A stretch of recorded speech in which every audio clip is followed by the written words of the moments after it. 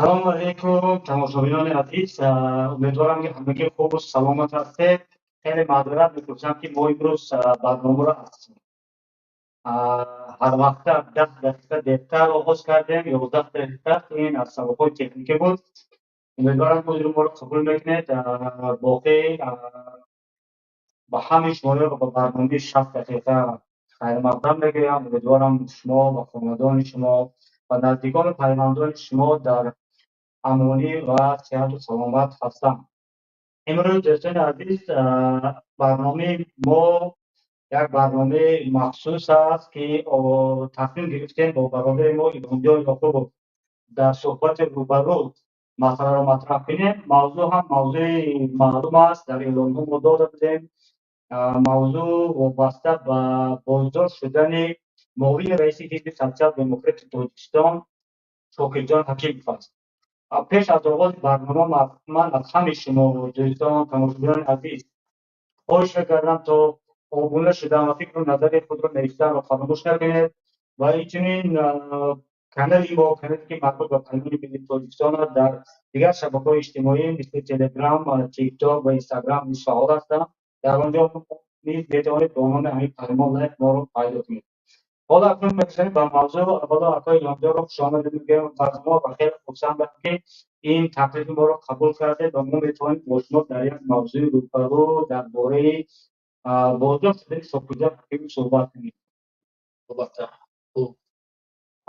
پیش از همه من از شما خواهش میکردم که فکر نظر خودتان را یا عموما درباره همین بازداشت‌های اخیر فهمم که حکومت تاجیکستان در این چند وقت اخیر خیلی از سیاستمداران را بازداشت کرد. اگرچه اون سیاستمداران در سابقه در حکومت کار کرده بودند یا امروز در همچون وکیل هستند و امروز آمد و افراد هم دست دراز کرد که آنها در دسته حکومت نبودند، نه در کمند رحمان نبودند. و شما این همه بازداشت‌ها رو چرا انجام می‌دهید؟ به خاطر چی فکر شد؟ بله، بسم الله الرحمن الرحیم. السلام علیکم برادر عزیز سلیم جان و همه تماشابینان این برنامه. واقعا خیلی باعث افسوس است که امروز تاجیکستان ما در یک فضای ظلم و ترور زندگی دارد. مردم تاجیک مثل زمانی که استالین سالهای چندان دور کشور اتحاد شوروی را اداره میکرد و تاجیکستان هم مثل یک رژیم استالین زندگی دارد و هیچ کس نه از کمانده رژیم رحمانی نه سازمان حدود یعنی در همان نیست که یا بازداشت شود. یعنی هر لحظه میتواند این رژیم آنها را بازداشت کند و به زندان ببرد. البته هر کسی که صدا بلند میکند و هر کسی که حقیقت میگوید و هر کسی که زیایی حقیقی هست به این رژیم حساب میکنند که اینها دشمنی رژیم هستند. و ببینید که این موقع گذشته هم از کماند رژیم رحمان همین عثمان زاده این یکی از کماند رژیم رحمان به خودشون رحمان خودش به سر رهبری حزب دموکراتی تاجیکستان آورده و دید که کمی از اون خط کشیده او بیرون شد، گرفتن و حبس گرفتن و امروز باعث افسوس است که یکی از مردان شجاع و دلیر و واقعا زیایی شاکرجان حکیمov را بازداشت کردند. من برای چی زیایی میگویم؟ واقعا زیایی واقعی هستند و یک نفری که است که سال 2010 ما با این خیلی 14 سال 15 سال میشه که شناسایی داریم و شاکرجان حکیمov را من واقعا یک مرد شجاع و دلیر و صادق و ملت دوست و وطن دوست حساب میکنم. اما همه همین بازداشت شده ها یا بازداشت کردنی ها به خاطر اون است که به خاطر تسلیم شدن خلق است. من همین به خلاصه آمدم که واقعا چون محبت خلق رو رژیم رحمان کسب کرده نتوانست در این سالها اگرچه شانس‌های خیلی زیاد داشت و تصمیم گرفت که چه کنه خلق رو تسلیم کنه. با ترس با ترس البته با ترس با این بازداشت کردن ها با این به خطر رسوندن ها با زندان کردن ها خلق را تقسیم کنند، ملت را تقسیم کنند. این که شما درست میگید که یکی از همین روشنفکران، یکی از سیاستمداران برجسته شوکیجان حکیم میکنند. حالا خود پیمان ملی ترکستان هم یک اظهارات صادر کرد با اوید همین مسئله در این موضوع. اگر اجازه من تلاوت کنم. اظهارات پیمان ملی ترکستان در مورد بازداشت شوکیجان حکیمov بنا به اطلاع رسانه‌های خارجی و داخلی، حکومت تاجیکستان معاون رئیس حزب سوسیال دموکرات تاجیکستان دکتر علم‌های حقوق‌شناسی شوکیجان حکیمov را بازداشت کرده است. از روی معلومات سنه 12 ایول بعد از دعوت برای بازپرسی در پروکراتوری جنرالی شوکیجان حکیمov را دیگر رها نکردند. اینجوری گفته می‌شود که بازداشت او با پرونده عثمانزاده ربط دارد. پیمان ملی تاجیکستان بازداشت معاون رئیس حزب سوسیال دموکرات تاجیکستان شوکیجان حکیمov را از جانب محکمات انتظامی کشور محکوم کرده از مسئولیت آزادی حکیمov را طلب می‌کند. در گذشته پروکورور جنرالی تاجیکستان یوسف رحمان در مورد بازداشت وکیل پارلمان تاجیکستان عثمانزاده سید جعفر با اتهام تبدلات دولتی پیمان ملی تاجیکستان و راهبران آن را نیز متهم کرده بود. پیمان ملی تاجیکستان آن زمان اعلام کرد که این اتهام هیچ اساس ندارد و یک بهانه است برای خالی کردن میدان سیاسی کشور و بیشتر زیر ترس و فشار قرار دادن ملت است. در این اواخر بازداشت یک سلسله سیاستمداران از جمله سابق رئیس شورای عالی تاجیکستان اکبرشاه اسکندر، سابق وزیر کارهای خارجی تاجیکستان همراهخان ظریفی، رئیس پیشین حزب دموکرات تاجیکستان وکیل پارلمان سید جعفر عثمانزاده، معاون اول رئیس حزب دموکرات تاجیکستان احمدشاه کاملزاده و دیگران جامعه تاجیک و پیمان ملی تاجیکستان را خیلی نگران کرده است. پیمان ملی تاجیکستان در نوبت خود از همه زیاییان و روشنفکران، سیاستمداران تاجیک، اینچنین از حزب و حرکت‌های سیاسی در داخل و در خارج بوده دعوت می‌کند تا برای پیش روی این همه بازداشت‌های خودسرانه را گرفتن باید اقدام‌های جدی به کار برند. خاموش ایستادن در این قضیه این انتظار نوبت خود بودن است.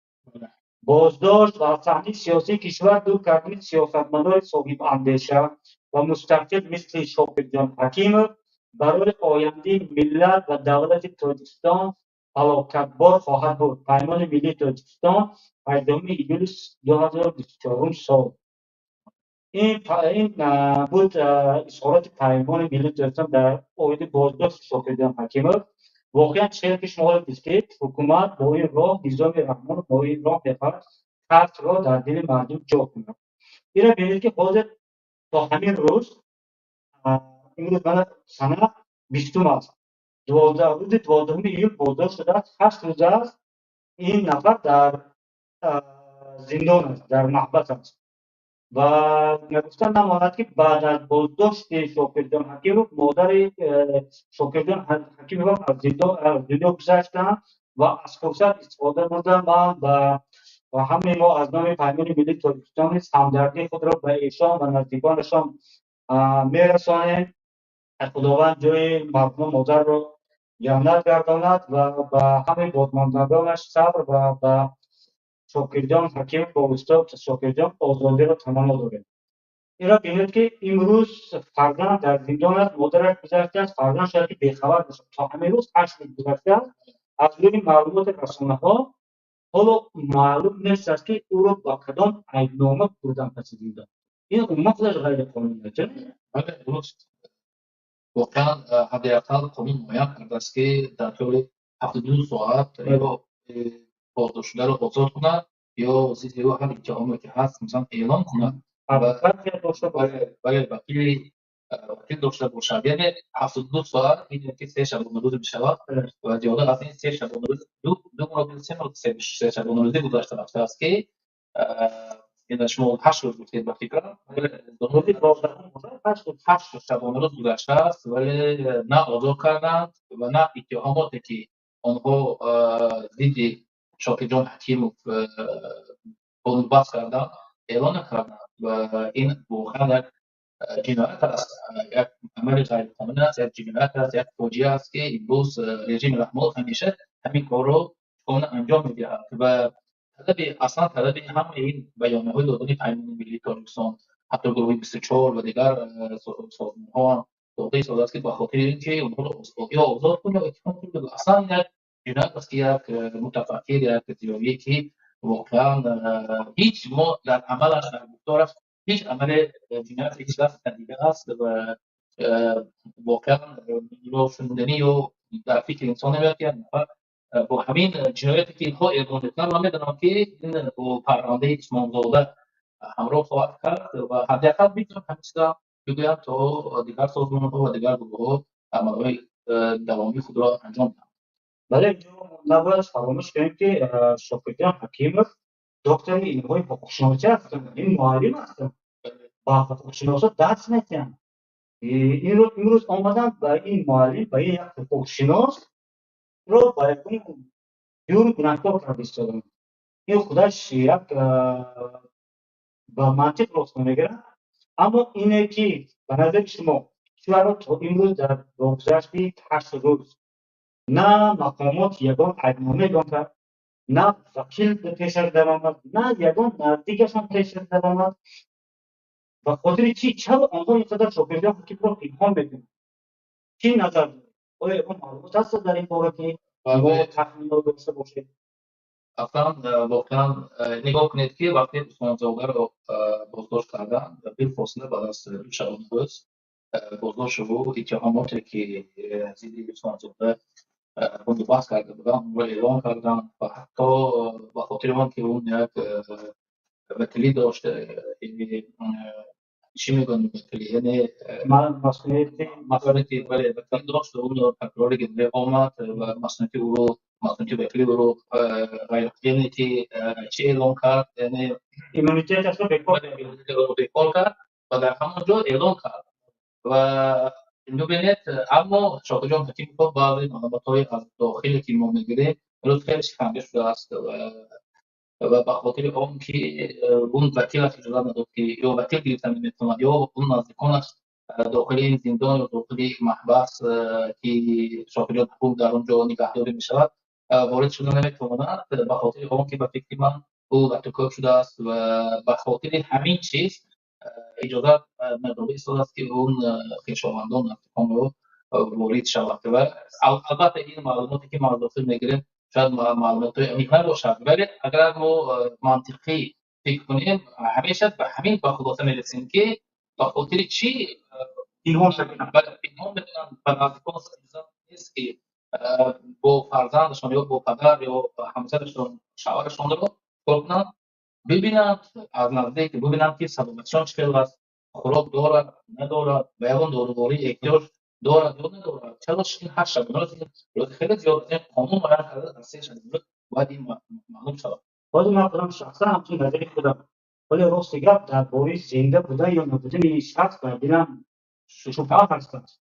برای چی؟ چونکه نفر حقوقشناس هست، یک نفری هست که غیر از در داخل تاجیکستان در خارج میشناسن سر و صداقت میشه دیگر سازمان‌های بین‌المللی این قضیه رو پیگیری دارن. مقامات تاجیکستان باید این نفر نشان دهد که بگذار اگر بایگان عیبنامه باشد باید نشان دهد که زنده و سلامت است، شکنجه نشده، یگان جا نشکسته است.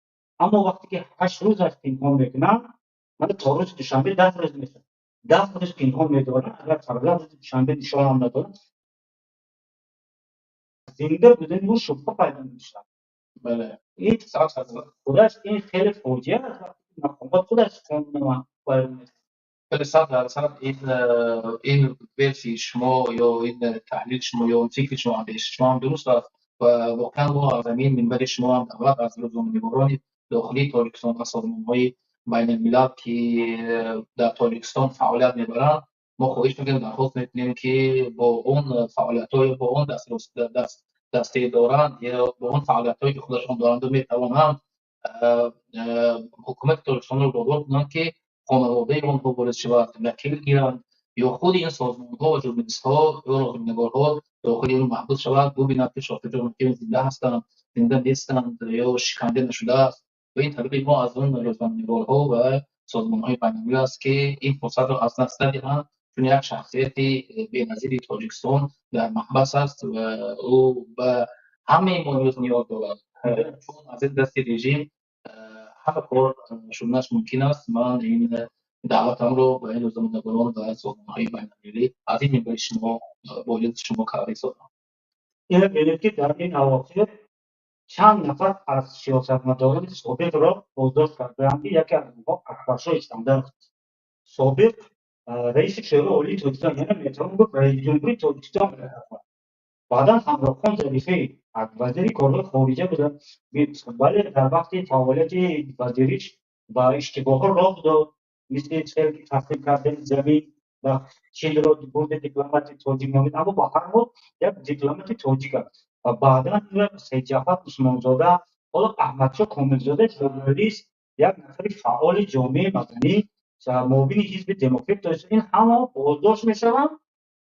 ما آمدم به شاکرجان حکیمov رسیدند، ولیکن روشنفکران زیایان تاجیک که در داخل هستند نمیدونم در یک حالت کرفته قرار گرفتند، مثل که پس همچنین چی میگوید مثل سید نظر من آمد شروع مثل سید فکر میکنم که امروز یا فردا شکار میشوند. شاید به همین خود باشد که خاموش همونجا خاموش میشوند. حتی در شبکه‌های اجتماعی موضوع دیگر هست.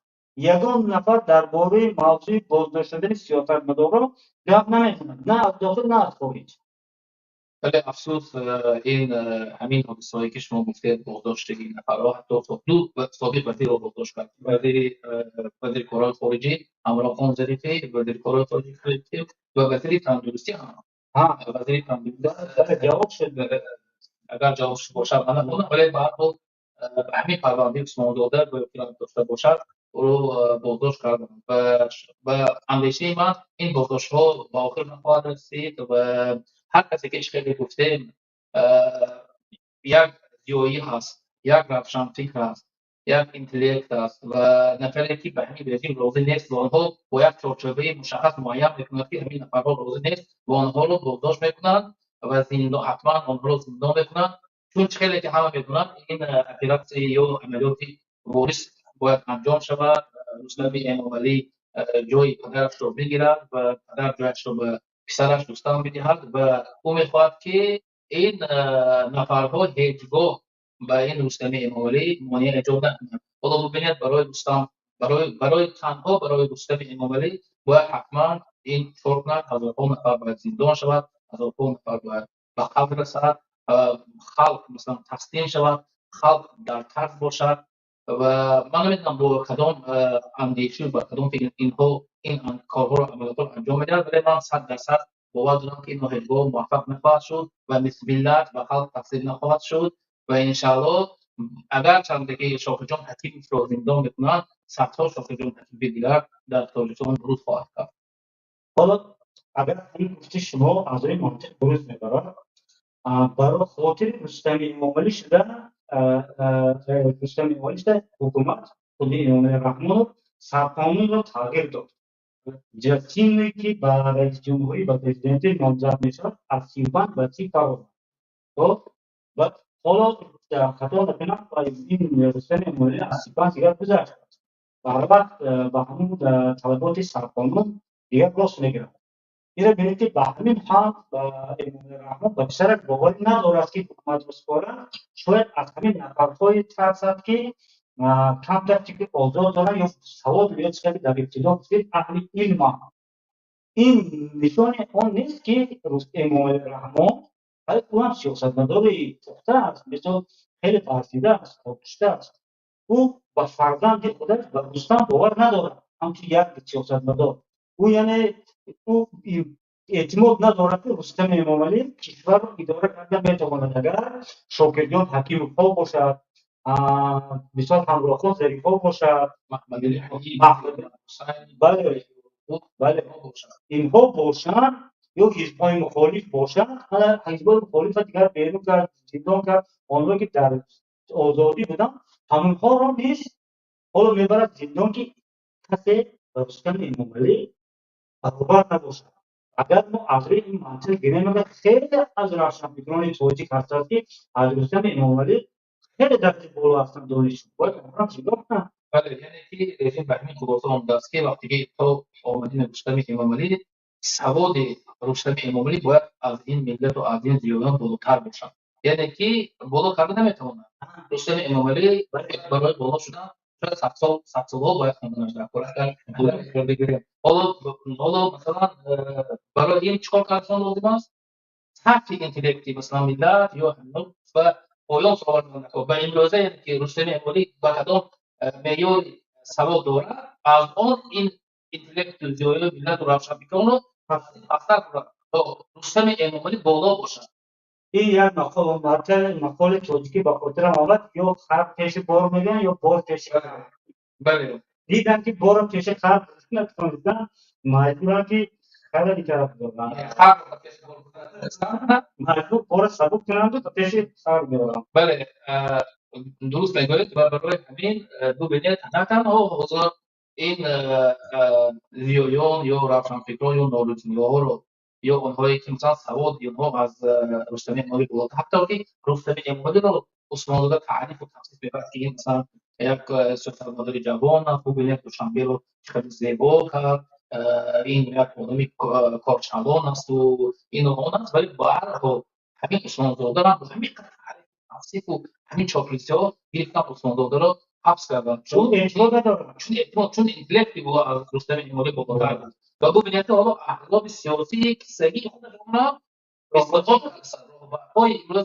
راهبرهای اینها رو چیکار کردن؟ ایباس و همون خیلی راهبرها می‌بینید که اینتלקت اونها سواد و اینها از رستم امامعلی بالاتر است. ببینید من نمیدونم که تغییر اینا چه خیلی میشه به جواب میاد، بعدا برای من شما معلوم میشه، ولی البته برای من و شما برای جامعه تاجیک معلوم است که همین خواهد شد و حتی به خاطر من از یک چیز دیگر هم خواطر میشوم و در کف هستم که به خاطر آن که رستم امامعلی آمدن همون سرحد بین تاجیکستان و قرقیزستان باید حل و فصل شود. چون از همه تاش دیگر جایی که نقطه اختلاف، نقطه همیشه بروز انقلاب و بروز اینها هست، همون مرز قرقیز و تاجیکستان در در ولايت سوق است. ببینید که تا اومدن رستم باید این مسئله حل شود، گذشته شود تا نقطه مرز نقطه گذاری شود و این مسئله در عهد رحمان حل شود و رستم امامعلی به مشکل بیاید. یعنی که وقتی که باید سردار دولت میشود باید این گونه پرابلم نباشد، یعنی ساده آسان گویا که دولت رو البته این نیست، اینا البته چهره رو میگوید چهره دیگر خاموش مردن همین خیلی است. یعنی این همه بازداشت‌ها نشان آن است که امام رحمان می‌ترسد. بله از کی می‌ترسد؟ یعنی از آدمایی که سواد دارند. از سواد از علم می‌ترسد. از این می‌ترسد. دیگر ببینید که ما در گذشته بکشید از قماندان‌ها می‌ترسد. اول قماندان‌ها رو می‌گفتن، بعد از سیبای سیاسی ترسید، نهضت را مثال بیرون مصرف کرد، حزب دموکرات را پرچه کرد، حزب سوسیال دموکرات را می‌خرید. امروز دیگر حتی فعالان مدنی مثل فتوحی و مشای اینها رو بودن زندانی کردن، عامل رو رفتن مجبور کردن، قتل عام کردن، مردم رو به خون خود کشیدن. دیگر معلوم میشد که حاضر اهل علم مونده است. اهل علم رو هم که زندان کنن و این مردم این ملت به کی میماند؟ تقدیر است و رستم امامعلی میماند. یعنی اگر وقتی که این رستم امامعلی دیگر قدرت دانش سریع بالا پیدا کردن نتونست، این ملت با کجا میرود؟ یعنی اینا برای تقدیر ملت یا مثلا علم ملت، معارف ملت، اقتصاد ملت و این کار ندارد. اینا به این کار دارد که با هر قیمتی باید رستم امامعلی سر قدرت بیاید و اون مشاورانش که مثلا مشاوران خارجی میشود، من فکر میکنم که اون افریقایی است و از این نظر با همون ها مثلا شد کنند دولت اداره کند و دولت را با دست امها بدوزد. دولت که امروز دزدیده شده است که خارجی ها محبت این سوال میدونیم شاید در گفتگو دیگر هم های خارجی که با دست همین رحمان شده ایستاده یا از این زمین فروش ها از اون کانهای معدن کیمیایی در دست خدای در سنت و همین سلسله دوستی ها رو کار کنند. باز هم رستم دوام کرد و با همین طرز میخواهد که کار کنند دولت رو اداره کند. باز همینجا درباره زمین فروختن معدن‌های دیگر آنها گفته درباره چی گپ زدید. من در ذهنم یک سوال اومد، یک نظر اینه ببینید که همین بازداشت شاکر جان حکیم بعد از همون صورت گرفت که وقتی رسانه‌های خارجی درباره در خاک تاجیکستان بعضی حربی چین ساخته شده است اعلام کردن، این بازداشت صورت گرفت. به نظر من که این بازداشت مخصوص همین وقت، یعنی باید که دو نشان، از یک طرف حزب سرچر دموکراتی رو فلج میکنن،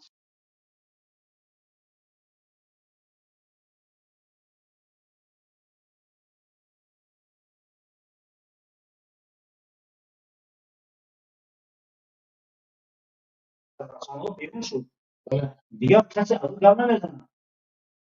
باید این یک معلوم باشه چی باشه. به خاطر منم این یک فکر شما خیلی درست است که وقتی که آوردن چین نزدیک به داخل تاجیکستان، به داخل خود پایتخت یا مرز تاجیکستان خیلی خطرناک است و از همین جریان فکر میکنم که اینها وقتی که سریع قدرت رسید آمد از همین اعتراض سخت‌ترین جریان به همین عملهای چین خواهد شد.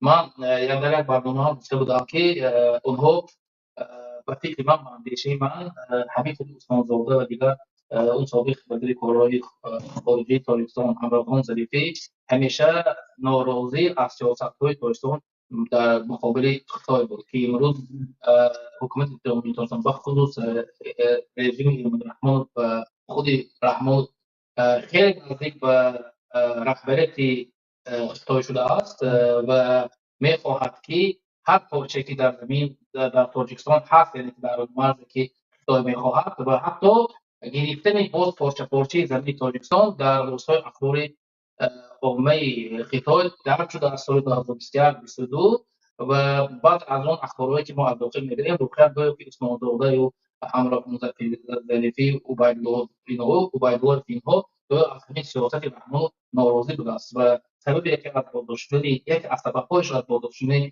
همین هم همین نسبت به سیاست نادرست امام رحمان و خطای است. بله واقعا این اومد تاجیکستان بعد از به استقلال رسیدنش گویا یک الटरनेटिव به روسیه چین رو اختراع کرده است و خیلی از گزارش‌ها برای چین میکنه و این در واقع میبینه که حتی حکومت جمهوری تاجیک، بنای حکومت جمهوری تاجیک، این بنای پارلمان تاجیکستان از جانب خطای، از جانب چین همچون تغییر ساخته شد. این خود استقلالت یک کشور رو در سوال میبرد وقتی که یک کشور بیگانه میگوید برای تو خانه‌ای که می‌سازد که در آن نشسته تو اون کشور رو اداره میکنی. این خدا برای خنده‌آور است. هم ما باید گریه کنیم، ملت باید گریه کنند که این واقعا خنده‌آور است که باز آن را پروپاگاندا تبلیغ مبلغان حکومت میخوادند تبلیغ میکنند که ما یک بنای بهتری داریم. حالا اون بنا رو کی ساخت؟ بیگانه حاجی خارجی. پایگاه نظامی روسیه هست یک حاجی. بنای پارلمان خطای ساخت یک حاجی دیگر. پایگاه نظامی خطای دارد از رسانه‌ها که از هوا نمیکنن. زمین رو تقسیم کرد به همسایه وقتی دو این چی کشور داره، این چی نمیده کشور داره. باید هر کسی که صدا برد باید ایجا کنه. ولی اصلا واقعا اون جنایت‌هایی که رحمان کرده است و اون جاهلیت، اون وحشیت که در داخل تاجیکستان میکنند کرده ایستاده است.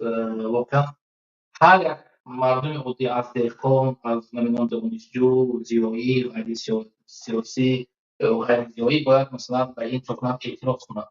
اعتراض و یگانه اصلا در همین مسئله خاموش شدن، در فروختن زمین، در ساختمان پارلمان و اینا که خارجی مثل در بودن پایگاه حربی در تاجیکستان باید هر کس اعتراض کنه. اعتراض نکردن ظلم است. ولی چیزی که همه شما میدونید واقعا این اعتراض‌ها رو حالا فقط کرده است من و شما، یعنی که مخالفان در خارج هستن و همین رو شاکر جان حکیم من یکی از بعضی اون کامنتاری رو گذاشت که در رادیو آزادی یگانه شخصی که در رادیو آزادی کامنتار داد همین شاکر جان حکیم که مونده بود. خیلی رو میترسیدم که در یک رادیو خارجی، یعنی که در چی واسه اخبار خارجی چوب نظر دهند و یگانه نکته بود که شاهزاده حکیم‌پور ناترسیده در فروختن زمین، در مورد پایگاه حربی روسیه، در مورد همین مناسبت خطای و تاجیکستان نظر خود را گفته بود و نظر تنقیدانه خود، اعتراض خود را اگرچه گوی ضعیفتر است ولی اعتراض خود را با واسطه این واسطه اخباری عامه و رادیو عمومی کرده بود. ولی در نظر داشتن همون شرایط خودش ولی این حقیقت را میگفت، اعتراض خودش را میگفت و یک از سبب‌هایی که همین هر موردی که پیدا میکرد نظر میداد، حکومت تاجیکستان را اعتراض خودش میگفت. اعتراض خودش این به منفیت تاجیکستان بود، این به منفیت اصلا ملت تاجیکستان است، ولی این را حساب کردن چی دشمنی با رژیم رحمان، دشمنی با حکومت تاجیکستان گرفتن امروز حبس کردن. ولی این اعتراض ها باید از من، شما و خلق تاجیکستان باید صدا دهد. ما باید نباید خاموش باشیم که در چیزی که همیشه میگیم در فروختن زمین، در بودن پایگاه حربی روسیه در تاجیکستان، سیاست امروز غاصبانه هم روسیه هم خیتای، سیاست نادرستی حکومت امام رحمان باید ما همیشه اعتراض کنیم. این اعتراض من فکر کنم یگانه راه است که امروز مردم را بیدار میکند، آگاهتر میکند و من امیدوار هستم که چه گفتم بازداشت کردن شاگردان حکیم و بازداشت کردن دیگر نفرها هیچگاه ملت تقسیم نخواهد شد. ما آدمای پیدا شود، آدمای انسانهای پیدا خواهند شد که همیشه اعتراض خودش را نسبت به این سیاست‌های وحشیانه امام رحمان خواهند بود. باز می‌تونم که یک در مرحله اول حکومت تاجیکستان تبادلات حاجی علیم رو بهانه کردن، حزب نفتی اسلامی تاجیکستان رو از صحنه بیرون کردن. این یک تبادلات بودند تمام آن نفرهایی که با حزب نصرت من با همچون یک مخالفتی برملا و نظرشان با همچون مخالفانی برملا ایام بود، آنها را از صحنه دور کردن و حالا این توی یک سری ثبت کردن با نام تبادلات عثمانزاده. به نظر شما زیر این با این پرونده با کیها میره؟ این باشه که ما حالا با این استاپ اینا استاپ نمیشتن، یعنی با همین با 4-5 نفر رو بازداشت کردن، اینها پرونده رو نمیبندن. خود لیتر جنرال در پارلمان گفت که عثمانزاده و دیگران، این دیگران کیها هستند؟ چقدر ملت هست این دیگران؟ یعنی که همون نفرانی که خیلی گفته اونا فکر میکنند که اینا دشمنی با امام رحمان دارد، یعنی دشمنی با رژیم امام رحمان، یعنی که همون چارچوبه که اینا ساختن با همون چارچوبه مطابق نیستن. هر نفری زیایی که یا همون نفری که مثلا بیزارون ژورنالیست است، بلاگر هست، وزیر است هم ندارد، اونها رو میگیرن حبس میکنن، زندان میکنن، هر کاری انجام میدن. حتی عبدالله رحمانی که من اگر میگم امروز که واقعا سواد او ده مراتب از رحمان و از رستم ایمانی بالاتر است، اون عبدالله رحمان رو هم میتونن با حبس گیرن با هر بهانه، به خاطر سوال بودن به خاطر سواد و همون هر چند دیگه اگر رحمان عبدالله رحمان میخواد که با همون چارچوب مطابق شود، چارچوبی که گفتم عبدالله رحمان یا نفرهای دیگری که زیایی هست با اون چارچوب داخل شده نمیتونن، یعنی رو حبس میکنن. یعنی سواد اونها دشمن خودشون.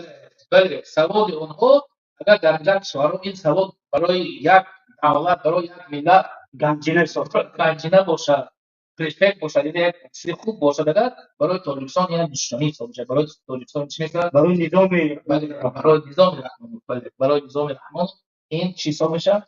دشمنی حساب میشه. گویا که اینها انسان باسواد امروز کسی که انسان باسواد چیزی که میگفتن زبانش زبان سریع زده، حالی میگیم سواد خوب سرش رو بلا گرفتار کرد. بله برای همین اگر نگاه کنید چرا مثلا امروز مثلا وزارت مواریث اینی که وزارت علم مثلا تقریبا روش نکرده سال این یک چیز آسان‌تر و ثابت‌تر شاید من برای شما مهم‌تر گفتم. مثلا بیشتر کار دیگر زامبی تیار میکنه تو نفری که آزاد چیزی کرده میتونه تیار نمیکنه. بله برای همین واقعا این یک فوجیه است که گفته ایستاده، یک فوجیه است که باید هر کس هر نفر اعتراض کند و این بازداشت‌هایی که شما گفتید در آینده هم خیلی خیلی فاش خواهد شد و یک چیزی اساسیش باید در اینجا بگم، در فکرم آمد چون پیشتر در فکرم بود و میگفتم ببینید که اگر واقعا همین امامی رحمانov رژیم امامی رحمانov میگوید که مثلا اون پرونده حاجی علی میگوید که تبرد کردن میخواست، میگوید از همه چیز آسانتری تشکیل برای همین مردم است، چرا مثلا در سودهای آنها مخفی برگزار شد. حالا هم این لیست میکنم ولی میگه دیلی یا همون عملیات عثمان زاده چند نفر رو بازداشت کردن، اونا هم مخفی گفتن.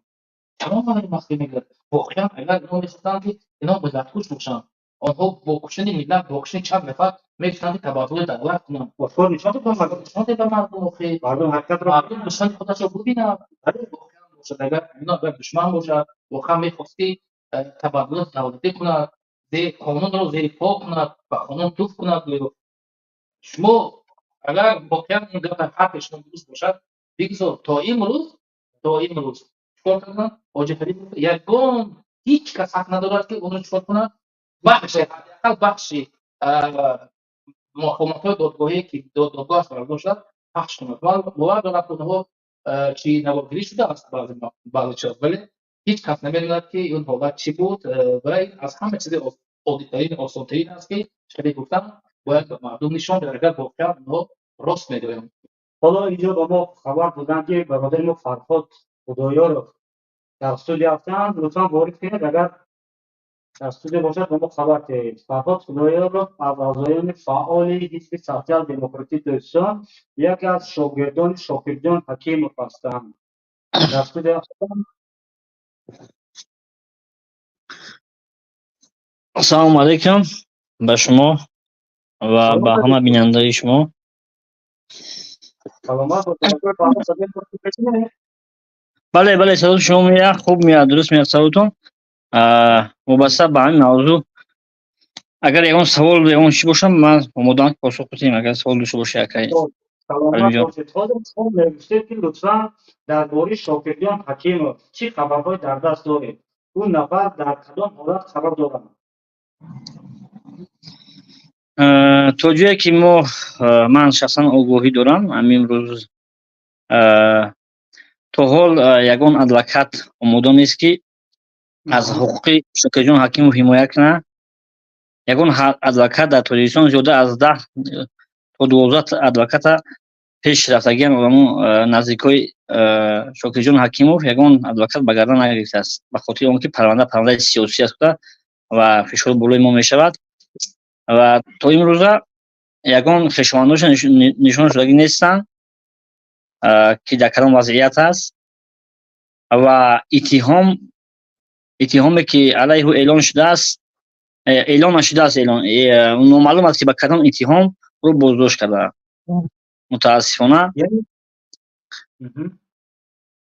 بله خیلی خیلی جای ننگ است که یک حکومت 30 سال آمده، 30 تا 33 سال آمده بالای مردم اینقدر شرم نداشته، اینقدر فشار، اینقدر تهدید بیارد و دست آهسته به دست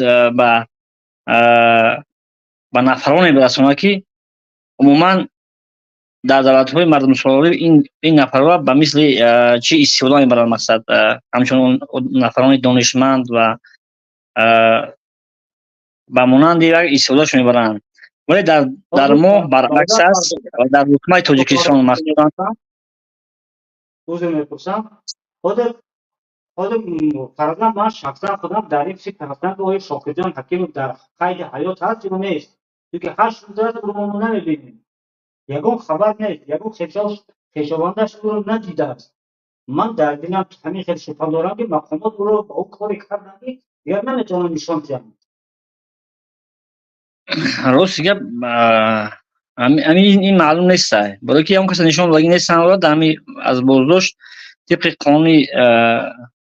قانون درباره بازداشت وقتی که هر گمانبری که بازداشت شد باید در دوام 72 ساعت از اتهام اعلام شود که مثلا با کدام جنایت مثلا عیدنامه اعلام شده است. ولی متاسفانه وقتی که هر پرونده سیاسی و هر پرونده غیر قانونی که حکومت باز میکنه به ضد یک نفر سیاستمدار یا که عموما از جهت خاراکتر سیاسی داشته باشد، و همین چیزا پنهان می‌دارد و شاید با زیر شکنجه و لطکوب دیگر چیزها اتهامات به گردن این آدم‌ها بار کند، این تشدیدش ممکن است، ولی ما دقیقاً نمیدونیم که در کدام وضعیت است و خویشاوندانش هم حتی نمیدونن. یگان نزدیک‌ها و که ما هم بچه‌های در داخل بوده خیلی کوشش به خرج دادند و که حتی بفهمن که اتهام چی است، اتهام علیهش باز شده. معلوم است که خب در همین کودتای به نام عثمان زاده ما شاید باشد. این کودتا هم نیست، بلکه به نام کودتا خب شاید به همین باشد. با فکر شما برای چی تا امروز حزب سوسیال دموکراتی تاجیکستان که حالا رسما فعالیت میکنه یگان خیلی اشارات نداد درباره بازداشت یک معاون رئیسش؟ چرا خاموش شد؟ ببینید این خیلی است که در داخل وقتی که یک نفری به مثل شکری جان حکیموف زندان میکند کی جرأت میکنه که بیان بده یا بیانیه از داخل کشور بده؟ رئیسش پرسد هیچ برای چی در کار وقتی که نتواند که درباره معاونش خود معاون رئیسش پرسد؟ ما مشورت روز که با بچه‌ها مشورت داشتیم، با بعضی اعضای فعال مشورت داشتیم از داخل. روز دیگه درباره بیانیه دادن همه گفتن که چی ما نمیدونیم که در کدام حالت ما چی بیان بدیم، ما نمیدونیم که در کدام حالت می بودن برای چی بازداشت کرده هستند. ولی اگر باشه که هر نفر یک حکومت اگر بخواد که با اتهام علیه عثمان زاده همین که گناهکار کنه، شکری جان حکیمه خطای محض میکنه و تهمت میکنه، برای که به هیچ عنوان شکری جان حکیموف که قبول نداشت. همچون یک نفریش یک حزب کیسگی یک نفری باوری حکومت و مقامات میدونست و هیچ با او یگان نصیحت مشورت نمیکرد و حتی قبولش نداشت. ولی اینجا فکر میکنم که مسئله اساسی در اون است که میخوان که همین نفرایی که دانشمندن و کمی درباره سیاست آگاه هستند و در صنعت اداره دولت همتون دارن، یعنی که ازشون میآید پیش از به سر حاکمیت آوردن همون رستم میخوان که همین راه پول انتظار کنن. ولی این اشتباهی محض است و با این کاری حکومت خودش به زیان خودش انجام میشود. این من صراحتا گفتم بهتون آیسته زمان میاد که برای این بازداشت‌های خودسرانه و غیر قانونی در نزد قانون جواب میگیرند.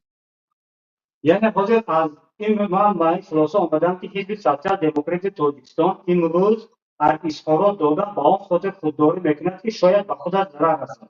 نمیشه؟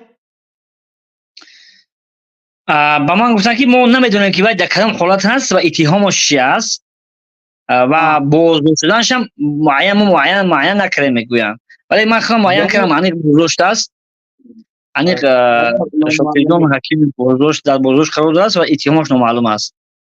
ولی اظهارات دادن از حزب سوسیال دموکرات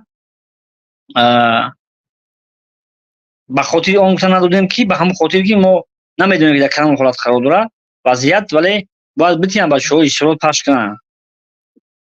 بله. فرما اینو ببینید خیلی میگذاریم شکری جان حکیموف درباره اظهارات سوسیال دموکراتی رو ما دسترس نکردیم، اما مادر شکری جان حکیموف از عالم گذشت خیلی در ما رایج است. حزب‌های سیاسی در این حالت حداقل همدردی میکنند وقتی که رئیسش یا یک اعضای فعالش از مادرش یا پدرش یا یک نزدیکش از عالم گذشت همدردی میکنند. در این حالت هم حتی حزب سوسیال دموکراتی تاجیکستان و شکری جان حکیموف یگان همدردی نکردند. همدردی کردن در مسئله چی همین فوت مادر شکری جان حکیموف اظهارات هم رئیس حاضر یک دو سه جمله پخش کرده بود درباره همدردی کرده بود و او خبر هم نداشت. بعد همین الکی او در بازداشت بوده. در وقتی همون یکی از سبب‌های مرگ مادر شکری جان حکیموف فشار یعنی وقتی بازداشت کردن به همون خاطر ادمی گذاشتگی است، یعنی که یک دهشت افکنی نوبتی مقامات وقتی میفهمه که پسرش بازداشت کردن بردن، همین بیچاره سکتای و دیل میکنه. یعنی حکومت مادر شوکیجان رو کشت. بله، بیشک شبهه زیر فشار، یعنی فشار آوردن به پسرش بردن و در همین خشم سلامتیش کمتر بد و قلبش عصبیدن باز مونگیه. یعنی که خداوند این رحمت کار کنه. دیگه اصلا جنایت است خودش. باشید سلامت باشید. اگر فرهاد اگر با یگان کشتنی داشته باشید، اگر با نمایندگان حزب سیاسی دموکراسی و عموما بر روشنفکران کشور یگان گفتنی داشته باشید که ما برنامه ما با آخر رسیده شده. چند دقیقه در اختیار اه، مردم. ما راست گپ چندین سال است که بچه‌های در خارج بودن میخواستن که یک حزب سیاسی دموکرات در خارج تأسیس بکنن.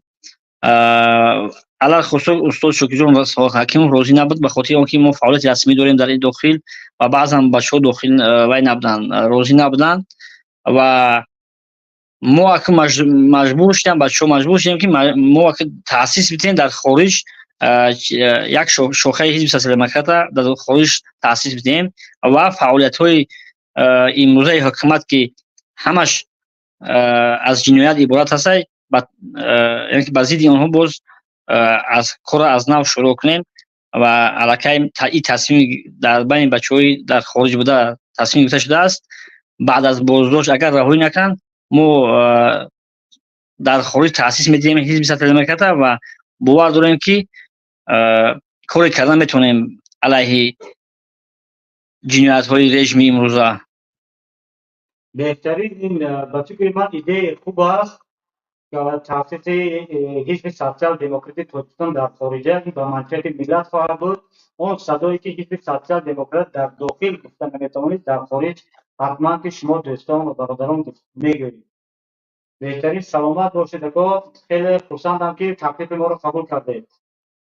سلامت باشیم. ما هم انشالله از نزدیکی میبینیم که در این آلمانه. سلامت خدا باشید. با همراه. خداوند نگهبانتون. انا اکوی لونجا دیدید دو خبر. بله. یکمش که حزب سیاسی دموکراتی ترکستان از واکنش کردن خودداری کرده شده است، گفتن سبب نامعینی.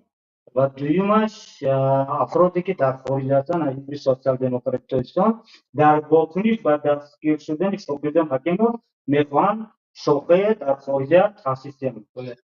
ببینید نه تنها این اظهارات نسبت شاکرجان حکیمov حزب سیاسی دموکراتستان تاجیک پخش نکرده است. حتی همون ببینید حزب تاجیکستان معاون اولش رو احمد جان کاملزاده رو، احمد شاه کاملزاده رو دستگیر کردند و اتهامات علیه ایران شده است و نه تا امروز اظهارات پخش نکردند. این به معنای اون است که این حزب رو توانست که رژیم رحمانوف در حزب کشیدگی کنه، حزب طرفدار خود کنه و مثل یک گفته حزب دموکراتستان رو استفاده دارد و من باور میکنم که حزب سیاسی دموکرات هم علاقه مثل یک حزب یافته شده است به خاطر اینکه علاقه معین است. نامعینی نه این چی است؟ اون علاقه در زندان است، در محبس است، در سیزا است و 72 ساعت علاقه وقتی که قانون معین کرده گذشته است. بلا اگر این حزب سیاسی دموکرات 72 سال انتظار میشد وقتی که آزاد نشد، یعنی که مثلا طلب میکرد که حداقل اتهام رو مثلا کجا است، با کدام ماده قانون مثلا یعنی که لغو شده است یا ماده قانون رو چه غیر قانونی کرده است یا پایمال کرده است.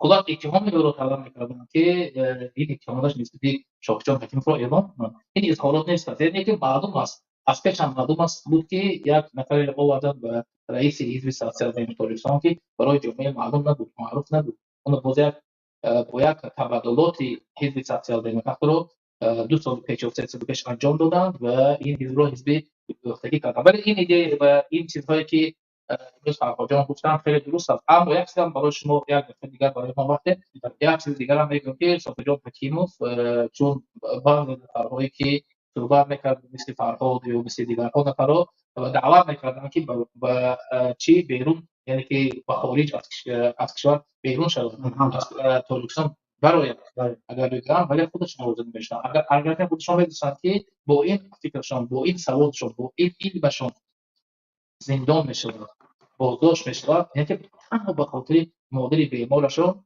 میگفتن که من مادر بیمار دارم و همین خاطر و بیرون چی میکنم نمیرم. و شاید که حکومت جمهوری تاجیکستان چیکار کرد از بیماری این چه حکومت تاجیکستان میدانست. بس اگر خود مادر است، اگر خواسته یا وفات کنند و شاید شوکت جان حکیم رو نتوانند در حال مثلا بازداشت کرده، شاید از این هم سوء استفاده شده باشد. ولی به هر حال یک جنایت و یک وحشیت دیگر است که اون فرمانجان بود. واقعا بعد از بازداشت شوکت جان حکیموف مادر عزیز این نفر برای چی شد وفات کرد و قدر رسید که به همین جنایت هم حکومت جمهوری تاجیکستان به روزه جواب خواهد داد. این بینید که اکبرجان جان حالا واقعا درست میگه که در یک از مطلب خود در رسانه‌ها خواندن که به شوکت حکیم کدام کشور حتی پیشنهاد هم کرده است هم که پناهندگی شهروندی اما نفر رد کرده. مثلا من در تاجیکستان میمانم. این یک دوم مسئله اینه که بازداشت شدن شوکت حکیم بعد از وفات مادرش معلوم شد. بله. مادرش بعد از 4 روز وفات شوکت جان بعد از 4 روز بازداشت شوکت حکیم مادرش وفات میکنه. بعد معلوم میشد که مادر شوکت حکیم وفات کرده، خود شوکت نیست، در کجاست؟ بعد میگن که در زندان است. یا پروکراتور دعوت کردن و همه جواب ندادن. اینجا اینا ببینید که 4 روز یک نفر در زندان قرار دارد و پروکراتور گنرال رفت بر نگشته، حتی خویشاوندانش به کسی نگفتند. این مصیبت است. وقتی که یک نفر ناپدید میشود میبخشید. اگر انسان یک مالش رو گم کنه تمام محله رو میکاود که بجا است. اینجا انسان نه آمده در دادگاه، نه خویشاوندان میدونن، نه همکاران میدونن، نه همحزبان میدونن. کسی صدا بلا نمیگه. اگر دانن هم نمیگن. چرا؟ چونکه میترسن. ترس نظامی رحمان بالای مردم اونچنان ترس آورده است که نفر نمیتواند بگه که پدری من نیست یا پسری من نیست. و خدا رحمت کنه مادر از این مصیبت از دنیا رفتن. این تنها با یک کلمه، این یک فوجیه است. فوجیه است که امروز رژیم رحمانوف آن را ساخته است. حالا اینجا من میبخشید کپتن بریدم در کمی در احساساتم. میخوام با همه نفرهایی که در تاجیکستان زندگی میکنند و سواد دارید و عقل دارید، خود رو زیایی میدانید و بیدار میدانید و پتریوت میدانید و خلاص اون نفری که خودش رو همچون یک تاجیکستانی، همچون یک شهروند تاجیکستان خودش رو مسئول این ملت و این کشور میدونه. با شما مراجعه کردم. ما با کدام حالت رسیدیم؟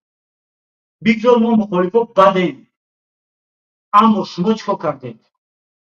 حکومت جمهوری رو، کشور رو با کدام حالت آورده رسوند که نفر زندان میشود کسی از او اعلام نمیکند که او زندان شده؟ چرا؟ با کدام خاطر؟